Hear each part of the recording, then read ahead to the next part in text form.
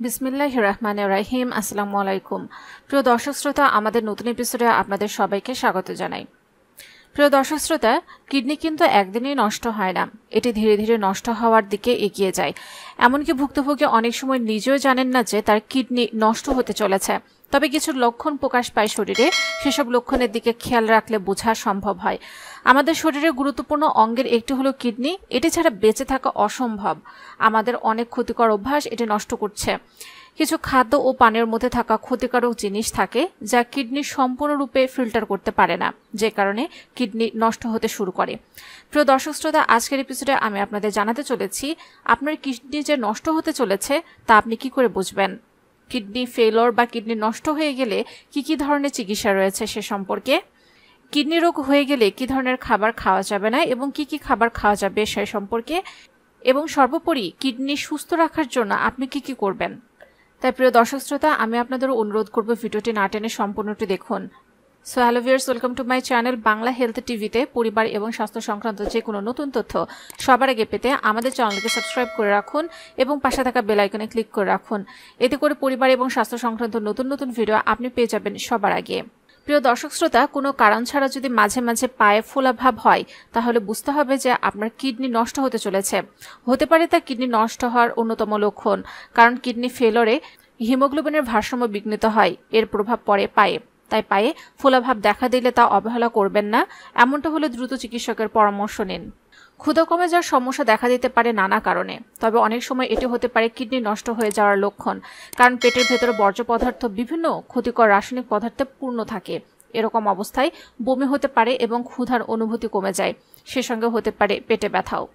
কিডনিতে সমস্যা হলে সে কারণে টক্সিন জমতে পারে মস্তিষ্কে। এরকম পরিস্থিতিতে কাজের প্রতি একাগ্রতা কমতে থাকে। কখনো কখনো হঠাৎ করে অজ্ঞান হয়ে যাওয়ার সমস্যা দেখা দিলে সতর্ক হওয়া জরুরি। এটি হতে পারে কিডনি অকেজো হয়ে যাওয়ার লক্ষণ। কেবল হার্টের সমস্যা থাকলে যে শ্বাসকষ্ট হয় তা কিন্তু না। আপনার কিডনি যদি সঠিকভাবে বর্জ্য অপসারণ করতে না পারে তাহলে তা ফুসফুসে প্রবেশ করতে পারে। সেসব বর্জ্য পদার্থ ফুসফুসে জমতে শুরু করে, ফলে ফুসফুস ফুলে ওঠে এবং শ্বাসকষ্ট শুরু হয়। ত্বকের নিচে বর্জ্য পদার্থ জমতে শুরু করলে ত্বকের ফুসকুড়ি, জ্বালা এবং চুলকানি দেখা দেয়। ত্বকেও প্রভাব ফেলে কিডনির সমস্যা। কিডনির সমস্যা অন্যতম লক্ষণ হতে পারে প্রস্রাবের সমস্যা। কিডনি সরাসরি প্রস্রাবের সঙ্গে সম্পর্কিত। প্রস্রাবের মাধ্যমে কিডনি শরীর থেকে সব ধরনের বর্জ্য পদার্থ দূর করে। কিন্তু কিডনি নষ্ট হতে শুরু করলে প্রস্রাবের পরিমাণ, রং এবং গন্ধে পরিবর্তন আসে। কিডনির সমস্যা দেখা দিলে সব প্রোটিন প্রস্রাব থেকে বেরিয়ে আসতে শুরু করে, যে কারণে প্রস্রাবে ফেনা তৈরি হতে শুরু করে। এ ধরনের লক্ষণ দেখা দিলে তা সতর্ক হন, দ্রুত বিশেষজ্ঞ চিকিৎসকের সঙ্গে যোগাযোগ করুন। কিডনির সমস্যা হলে বমি ভাব এবং বমি হয়। ক্ষুধা, ঘুম, ওজন এবং যৌনতার আগ্রহ কমে যায়। ক্লান্তি এবং দুর্বলতা দেখা দেয়। অত্যধিক তৃষ্ণা পায়। মলের মধ্যে রক্ত এবং অনিয়মিত প্রস্রাব আউটপুট হয়। মাংসপেশির ক্ষয় হয়। কাঁপানো এবং ক্র্যাম্প এবং হাড়ে ব্যথা হতে পারে। চুল ভেঙে যায়, নখ ভেঙে যায়। হেঁচকি হতে পারে। প্রস্রাবের মধ্যে দুর্গন্ধ হয়। ক্রমাগত চুলকানি হতে শুরু করে। ফুসফুসে তরল জমা হওয়ার ক্ষেত্রে শ্বাসকষ্ট দেখা দেয়। এই যে কিডনি রোগ কি কারণে হয়? টাইপ 1 এবং টাইপ 2 ডায়াবেটিস থাকলে এই কিডনি রোগ হয়। রক্তচাপ যদি নিয়ন্ত্রণে না থাকে তাহলে কিডনি রোগ হয়। দীর্ঘদিন ধরে হৃদরোগ থাকলে কিডনি রোগ হয়। নিয়মিত ধূমপান করলে কিডনি রোগ হয়। অতিরিক্ত ওজন থাকলে কিডনি রোগ হয়। উচ্চ কোলেস্টেরল থাকলে কিডনি রোগ হয়। বয়স 65 বা তার বেশি হলে কিডনি রোগ হয়। কিডনি ক্যান্সার, কিডনিতে পাথর, মূত্রাশয় ক্যান্সার এবং কিডনি সংক্রমণ হলে কিডনি ফেলর হতে পারে। প্রিয় দর্শক শ্রোতা, কিডনি রোগ হলে কি ধরনের চিকিৎসা রয়েছে? কিডনি রোগের ক্ষেত্রে হেমোডায়ালিসিস রয়েছে। হেমোডায়ালিসিস এক ধরনের কিডনি ফেলরের চিকিৎসা, যা রক্ত পরিষ্কার করার জন্য এটি ব্যবহৃত হয়। হৃৎপিণ্ড প্রতিস্থাপন করা হয়। এ চিকিৎসায় পেটের আস্তরণ ব্যবহার করা হয়, যাকে পেট্রোনিয়াম বলা হয়, এবং ডায়ালিসেট নামক একটি পরিষ্কারক দ্রবণ ব্যবহার করা হয় যা রক্ত পরিষ্কার করতে সাহায্য করে। কিডনি প্রতিস্থাপন করা হয়। কিডনি যখন একদম ফেলর হয়ে যায় তখন কিডনি প্রতিস্থাপনের মাধ্যমে তার চিকিৎসা করা হয়। প্রিয় দর্শক শ্রোতা, দিন দিন কিডনি রোগের সংখ্যা বেড়ে চলেছে। মানুষের জীবনযাপনে পরিবর্তন, খাদ্যে ভেজাল ও নানাবিধ কারণে এ সমস্যা হচ্ছে। অনেকের অল্প বয়সে কিডনি বিকল হয়ে যাচ্ছে। কিডনির সমস্যা দেখা দিলে জীবনযাপনে বদল আনতে হবে। খাবার খেতে হবে হিসাব করে। রক্তে ক্রিয়েটিনের মাত্রা বৃদ্ধিকে ধীর গতিতে রাখার জন্য সঠিক খাবার খাওয়া জরুরি। সঠিক পথ্য মেনে চললে রক্তে ক্রিয়েটিনের মাত্রাকে অনেকটা নিয়ন্ত্রণে আনা সম্ভব। রোগীভেদে কিডনির পথ্য নির্ধারণে ভিন্নতা থাকে। রক্তে ইলেকট্রোলাইটসের পরিমাণ, হিমোগ্লোবিনের মাত্রা, ইউরিয়া এবং ইউরিক অ্যাসিডের পরিমাণ, রক্ত ও ইউরিনে অ্যালবুমিনের পরিমাণ এবং ক্রিয়েটিনের মাত্রা ভেদে খাবার তালিকা সাজাতে হয়। রক্তে পটাশিয়াম, ইউরিক অ্যাসিডের মাত্রা, ফসফরাস ইত্যাদির উপর ভিত্তি করে সবজি হিসাব করে খেতে হবে। কিডনির সমস্যা দেখা দিলে অতিরিক্ত পিউরিন ও পটাশিয়াম সমৃদ্ধ শাকসবজি, পিচ্ছিল ও গাঢ় লাল রঙের শাকসবজি এড়িয়ে যেতে হবে। কিডনি রোগীদের জন্য চাল কুমড়া, চিচিঙ্গা, ঝিঙ্গা ইত্যাদি পানীয় সবজি উপকারী হলেও এগুলোর পরিমাণ মেনে খাওয়া উচিত। কাঁচা সবজির সালাদ, সবজি স্যুপ ইত্যাদি কিডনি রোগীদের এড়িয়ে চলতে হয়। অনেকে কিডনি রোগ হলে ফল খাওয়া বন্ধ করে দেন, যা স্বাস্থ্যসম্মত নয়। এই ক্ষেত্রে রক্তে পটাশিয়ামের মাত্রা বিবেচনা করে খাবার এবং ফল নির্ধারণ করতে হবে। তবে কিডনি রোগীদের ফল খাওয়ার ক্ষেত্রে সতর্ক হতে হয়। Oxalate acid, uric acid, potassium, রক্তচাপ ছাড়াও আরও অনেক কিছু বিবেচনা করে ফল নির্ধারণ করতে হবে। 3-4টি ফল রোগী ভেদে সীমিত রাখার দরকার, যেমন আপেল, পাকা পেঁপে, পেয়ারা ইত্যাদি। লবণ বা সোডিয়াম নিয়ন্ত্রিতভাবে কিডনি রোগীদের খেতে হবে। রক্তচাপ, রক্তে সোডিয়ামের মাত্রা, ইডিমা বা শরীরের পানির পরিমাণের উপর ভিত্তি করে লবণের পরিমাণ খেতে হবে। সাধারণত 2 থেকে 5 গ্রাম লবণ নির্ধারণ করা হয়, যা নির্ভর করবে আপনার শারীরিক অবস্থা ও ডায়েটিশিয়ানের ওপর।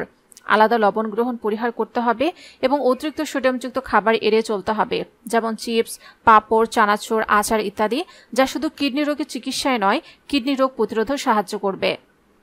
কিডনি রোগীদের ক্ষেত্রে তরল খাবার নিয়ন্ত্রণ জরুরি। চা, দুধ, পানি সব মিলিয়ে তরলের হিসাব করা হয়। কোনো রোগীকে কতটুকু তরল বরাদ্দ করা হবে তা নির্ভর করবে রোগীর অবস্থার উপর। খুব গাঢ় করে জাল দিয়ে দুধ পান করবেন না। শরীরে ইডিমা, হিমোগ্লোবিনের মাত্রা, সোডিয়ামের মাত্রা, ইজিএসআর এসবের মাত্রার উপর ভিত্তি করে 1 থেকে 1.5 লিটার, কখনো কখনো 2 লিটার পর্যন্ত তরল খাওয়া যায়। অনেকে অসুস্থ কিডনিকে সুস্থর জন্য অতিরিক্ত পানি খান, এটি করা যাবে না। দীর্ঘমেয়াদী ক্রনিক কিডনি রোগী এ ধরনের খাবারের পরামর্শ মেনে চললে কিডনিকে মারাত্মক জটিলতার হাত থেকে রক্ষা করা সম্ভব। একঘেয়েমি হলেও ধৈর্যের সঙ্গে সঠিক পথ্য ব্যবস্থাপনা মেনে চললে প্রত্যেক কিডনি রোগের জন্য জরুরি। চিচিঙ্গা, লাউ, করলা, বিচি ছাড়া শসা, সজনা, ডাঁটা শাক, লাল শাক, কচু শাক, ঝিঙ্গা, পেঁপে, হেলেঞ্চা শাক ইত্যাদি শাকসবজি খাবেন। ফুলকপি, বাঁধাকপি, পালং শাক, কচু, মূলা, পুঁই শাক, ঢ্যাঁড়স, গাজর, কাঁঠালের বিচি, শিমের বিচি, মূলা শাক ইত্যাদি এগুলো খাবেন না।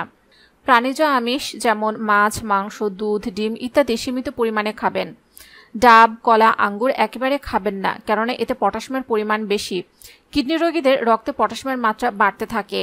কম পটাশিয়ামযুক্ত ফল যেমন আপেল, পেয়ারা, পাকা পেঁপে, নাশপাতি ইত্যাদি খাবেন।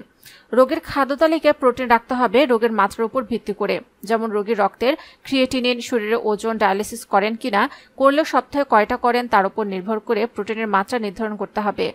যেমন কিডনি রোগ শনাক্ত হওয়ার পর প্রতি কেজি দৈহিক ওজনের জন্য প্রোটিনের প্রয়োজন 0.5 থেকে 0.8 গ্রাম, গুরুতর রোগীর জন্য 0.5 গ্রাম। এভাবে খাবার তালিকা তৈরি করে খাবার খেলে কিডনি রোগ অনেকাংশে নিয়ন্ত্রণ করা সম্ভব। প্রিয় দর্শক শ্রোতা, কিডনি রোগ হওয়ার আগে কিডনিকে সুস্থ রাখুন। কিভাবে? আমাদের দেশে অনিয়ন্ত্রিত ডায়াবেটিস কিডনি ফেলিওর হওয়ার অন্যতম কারণ। রক্তে শর্করার কাঙ্ক্ষিত মাত্রার নিচে রাখতেই হবে কিডনি ভালো রাখার জন্য। নিয়মিত রক্তে শর্করা মাপুন এবং চিকিৎসকের পরামর্শ নিন। যাদের ডায়াবেটিস আছে তারা বছরে অন্তত 1 বা 2 বার কিডনি পরীক্ষা করুন। স্থূলতার সঙ্গে কিডনি রোগের সম্পর্ক আছে।